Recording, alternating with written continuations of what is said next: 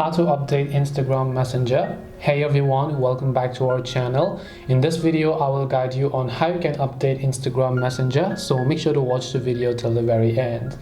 If you want to update Instagram Messenger, so basically Instagram has this new DMs icon, which is the new Messenger app icon, and it is the new messaging update. And if you are one of those who haven't gotten this update, it's quite simple to get them. Just tap the profile icon from the bottom right, tap the three lines option from the top right, and you might actually want to look for the option called update messaging right on this tab. If you don't find it within this tab, then you can also just try going to settings here, and once you just go to settings, you might also actually find it within the settings application where it says you to update messaging or messenger. Now if none of these solutions work for you, you can just try to open up your Play Store, and then in the search box you can just type in Instagram. Check if the Instagram app necessarily has an update, and if it does, then just tap the update option and make sure to update the Instagram app to the latest version. After you update it to the latest version, you should most likely get that kind of messaging icon. This way you'll be able to update Instagram Messenger.